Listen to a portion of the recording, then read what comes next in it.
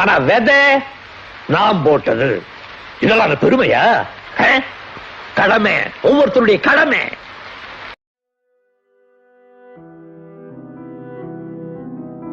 நாங்கள் நீலிதல் அக்வா ஃபார்ம்ஸுங்க. பேசிக்காக நாங்கள் வந்து அக்வாபானிக்ஸ்ங்கிற மெத்தட் யூஸ் பண்ணி கல்டிவேஷன் பண்ணிகிட்ருக்குறோம். இது ஒரு organic method. So what we feed is what we get. So இந்த ப்ரோட்டீன் கண்டென்ட் தான் ரொம்ப முக்கியங்க. ஒவ்வொரு டிஃப்ரெண்ட் ப்ரோட்டீன் லெவல்ஸ் இருக்குது. பெல்லட் ஃபீட்னு வாங்கும்போது நார்மலாக ஃபிஷ்ஷை பொறுத்தளவுக்கு ஒரு 28%லேருந்து ஆரம்பிச்சு 38%லேருந்து ஆரம்பிச்சு 32, 30, 28, 24, 26 போயிட்டே இருப்பாங்க. பட் அக்வாபானிக்ஸை பொறுத்தளவுக்கு ஸ்டாண்டர்டாக நாங்கள் வந்து 32 to 32% தான் வந்து ஒரு ரெக்கமெண்டட் லெவல். 30 to 32% ப்ரோட்டீன் இருக்கிற ஃபிஷ் பெல்லட் வாங்குறது ஃபர்ஸ்ட் ரெக்குவயர்மெண்ட்டுங்க. ஏன்னா பிளான்ட்டுக்கு தேவையான சஃபிஷியன்ட் நியூட்ரியன்ஸை கொடுக்கறதுக்கு அந்த லெவல் ப்ரோட்டீன் கண்டென்ட் இருந்தால் தான் வந்து பண்ண முடியும். ஸோ பிளான்ட்டுக்கு தேவையான நியூட்ரியன்ஸை வந்து எங்கே எப்படி வருது அப்படிங்கிறது வந்து பேசிக்காக அந்த ஃபீடில் என்ன காம்பினேஷன்ஸ் இருக்குது, இன்க்ரீடியன்ஸ் இருக்குதுங்கிறத பேஸ் பண்ணி தான் வந்து கிடைக்குது. ஸோ அதை வந்து நம்ம ஒரு ஸ்பெசிஃபிக்காக பார்த்து பண்ண முடியாது. ஸோ நாங்களுமே வந்து ஆரம்பத்தில் டிஃப்ரெண்ட் கம்பெனிலேருந்து ஃபிஷ் பெல்லட் ஃபீட்ஸ் வாங்கி எக்ஸ்பிளைன் பண்ணி இப்போது எங்களுக்கு ஓகேவா க்ரோவெல்னு ஒரு கம்பெனி டிசைட் பண்ணி பண்ணிகிட்ருக்கோம். ஸோ மண்ணில் பண்ணுறதுலேயும் வந்து இதே தான். ஸோ நீங்கள் மண்ணுக்கு வந்து ஜென்ரலாக வந்து சொல்லுவாங்க don't plant feed your plant feed the soil அப்படின்னு. ஸோ என்னென்னா நீங்கள் செடிக்கு உரம் போடுறோங்கிறது கணக்கில் மண்ணுக்கு உரம் போடுறோம் அப்படிங்கிற மாதிரி சொல்லுவாங்க. அது என்ன கான்செப்ட் அப்படின்னா பேசிக்காக ஓகே மண் ஆசச் வந்து மண்ணுக்குன்னு எந்த ஒரு ஃபர்டிலிட்டியுமே வந்து கிடையாது. நீங்கள் நல்ல ஒரு ஃபர்டிலான சாயில் எடுத்து ஒரு பாட்டில் போட்டு செடி வளர்த்திங்க அப்படின்னா அதில் ஃபஸ்ட்டு நல்லா வளரும். அதுக்கப்புறம் போக போக போக அதோட ஈல்டு வந்து குறைஞ்சிட்டே வரும். ஒரு பீரியடுக்கு அப்புறம் நீங்கள் என்ன போடாலும் வளராது. காரணம் என்ன அப்படின்னா சாயிலுக்குன்னு நியூட்ரியன்ட் கிடையாது. நீங்கள் நியூட்ரியண்ட்டை ஆட் பண்ணணும். ஸோ ஒரு மாட்டு சாணமோ உரமோ வேறு ஏதோ ஒன்று நீங்கள் ஆட் பண்ணால் மட்டும்தான் ரிவ்யூ ஆகிட்டே இருக்கும். அப்போ சாயலோட மண்ணோட ரோல் என்னங்க அப்படின்னா ரெண்டே விஷயம் தான். ஒன்று வந்து அந்த பிளான்ட்டுக்கு கொடுக்குற சப்போர்ட்டிங் ஸ்ட்ரக்சர், சப்போர்ட்டிங் இது.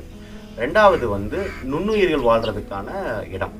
நான் அக்வாபானிக்ஸில் சொல்லும்போது சொல்கிறோம்ல பயோஃபில்ட்ரேஷனில் அந்த பயோமீடியா யூஸ் பண்ணி தான் அந்த சர்ஃபேஸ் ஏரியாவை வந்து பாக்டீரியா கொடுக்குறோம் பயோஃபில்ட்ரேஷனில். அந்த வேலையை தான் இங்கே மண் வந்து பண்ணுது. ஸோ பேசிக்காக நீங்கள் போடுற மாட்டு சாணத்தை வந்து டேரெக்டாக வந்து மாட்டு சாணமோ இல்லை எந்த ஒரு உரமோ போடுறீங்க, மக்கின உரமோ போடுறீங்கன்னா அதை டேரெக்டாக வந்து பிளான்ட்டு உறிஞ்சிக்க முடியாது. மண் ஒரு பிட்டை பிளான்ட்டு உறிஞ்சாது. செடி உறிஞ்சுறது ஒரே விஷயம் என்னென்னா தண்ணி மட்டும்தான். அந்த தண்ணியில் என்ன நியூட்ரியன் கலந்துருக்குது அதை வந்து எப்படி ஒவ்வொரு ஆர்கன்ஸுக்கும் வந்து டிஸ்ட்ரிபியூட் பண்ணுது அப்படிங்கிறது தான் இந்த விஷயமே. ஸோ அப்போ அந்த தண்ணியில் இந்த நியூட்ரியன்ஸை டிசால்வ் பண்ணி கலக்க வைக்கிறது யாருன்னா நுண்ணுயிர்கள் தான். ஸோ நுண்ணுயிர்கள் உங்களோட சிஸ்டமில் ஹெல்த்தியாக இருந்துச்சு அப்படின்னா உங்களோட க்ரோயிங் வந்து நல்லாயிருக்கும். பேசிக்காக இது மண்ணில் பண்ணுறதா இருந்தாலும் இது நான் சிஸ்டம்னு சொல்கிறது இங்கே அக்வாபானிக்ஸ்னு இல்லை, எனி லிவிங் எக்கோ சிஸ்டம். பேசிக்காக நீங்கள் மண்ணில் பண்ணுறதா இருந்தாலும் சரி, அக்வாபானிக்ஸில் பண்ணுறதா இருந்தாலும் சரி, உங்களோட உடம்பாக இருந்தாலும் சரி, பாக்டீரியாவை வந்து நீங்கள் டைவர்ஸ் அண்ட் ஹெல்தி பாப்புலேஷனாக வச்சுக்கணும். பாக்டீரியான்னு எடுக்கும்போது there are millions of bacteria varieties இருக்குது. இப்போ ஜென்ரலாக கேட்டகரைஸ் பண்ணணுன்னா ஏரோபிக் அண்ட் அனரோபிக்னு சொல்லுவாங்க. ஏரோபிக்ங்கிறது வந்து ஆக்சிஜன் ரிச் என்விரான்மெண்ட்டில் மட்டுமே சர்வே பண்ணக்கூடிய பாக்டீரியாஸ். அனரோபிக்ங்கிறது வந்து ஆக்சிஜன் இல்லாத இடத்துல வளரக்கூடிய பாக்டீரியாஸ். ஸோ இதில் வந்து ஒரு 99% வந்து இந்த ஏரோபிக் பாக்டீரியாஸ் எல்லாமே வந்து குட் பாக்டீரியாஸ்னு எடுத்துக்கலாம். அனரோபிக் பாக்டீரியாஸில் ஒரு 10% குட் பாக்டீரியாஸ் இருக்குது, ஒரு 90% வந்து பேட் பாக்டீரியாஸ் இருக்குது. ஸோ இப்போ நாங்கள் இப்போ பார்த்துக்கிட்டது என்னென்னா இந்த அனரோபிக் பாக்டீரியாஸை வச்சும் கல்ச்சர் பண்ண முடியும்.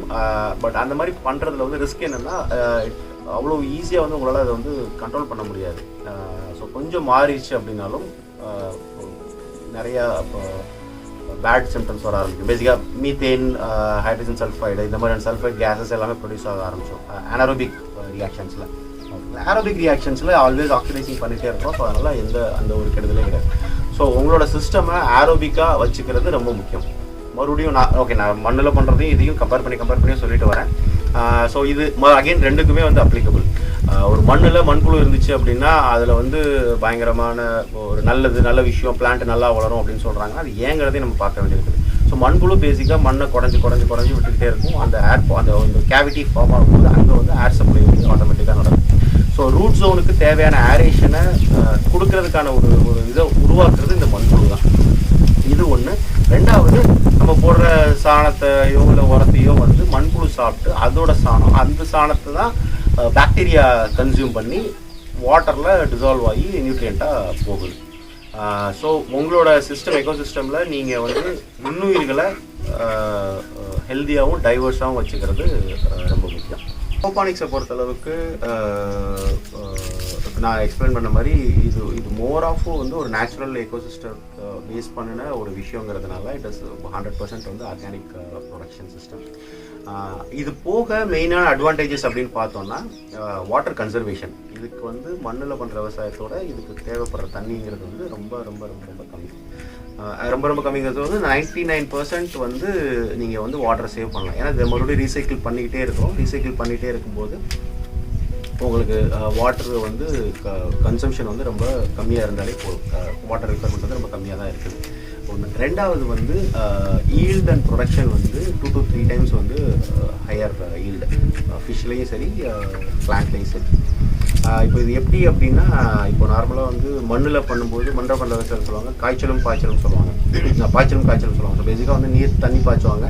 அப்புறம் ஒரு பீரியட் வந்து ஒரு ட்ரை பீரியட் கொடுப்பாங்க. ஏன்னா கண்டினியூஸாக தண்ணி பாய்ச்சிட்டு இருந்தால் செடி அழுகிடும் அப்படிங்கிறது தான். ஏன் அப்படின்னா ரூட் ஜோனுக்கு